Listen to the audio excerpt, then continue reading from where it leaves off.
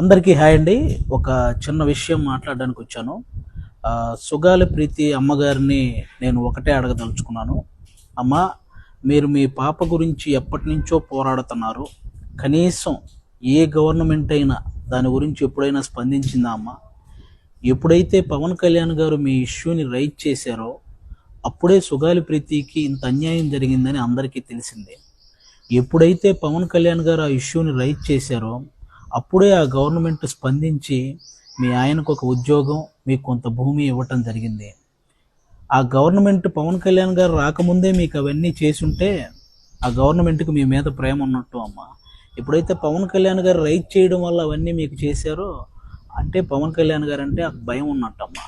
ఇంత చిన్న లాజిక్ మీరు ఎలా మిస్ అయ్యారు అనేది నాకు అర్థం కాలేదు. అంటే పవన్ కళ్యాణ్ గారి ప్రోద్బలంతోనే అది సిబిఐ ఎంక్వైరీ దాకా వెళ్ళింది.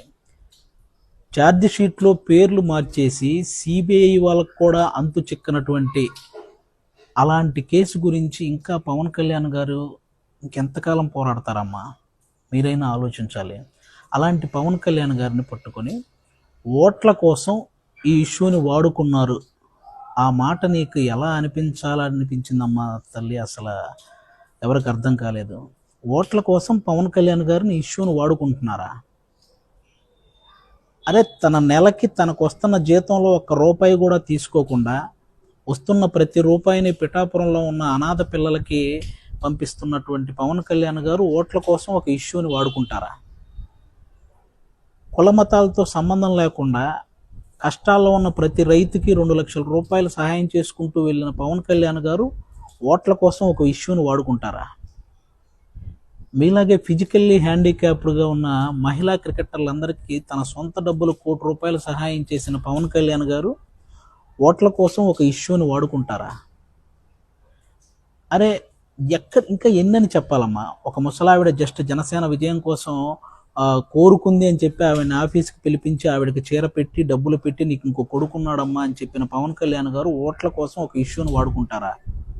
అన్నా, మాకు రోడ్లు కావాలి అని చిన్న పిల్లల దగ్గర నుంచి పేద పిల్లల వరకు ఎక్కడ ఏ మారుమూల ప్రాంతాల్లో ఎవరు అడిగినా సరే వెంటనే స్పందించి అక్కడ రోడ్లు వేయించిన పవన్ కళ్యాణ్ గారు ఓట్ల కోసం ఒక ఇష్యూని వాడుకుంటారా?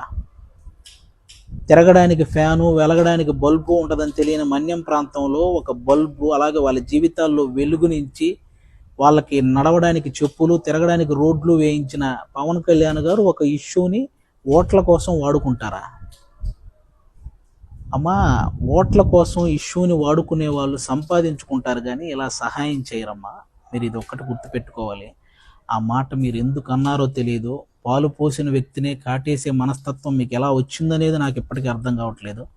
ఒక్కసారి దయించి మీరు పవన్ కళ్యాణ్ గారు కాకుండా ఈ ఇష్యూని మీరు కోరుకున్న విధంగా ఎవరైనా నిజంగా న్యాయం చేయగలిగితే నా జీవితంలో జనసేన గురించి మాట్లాడనమ్మా.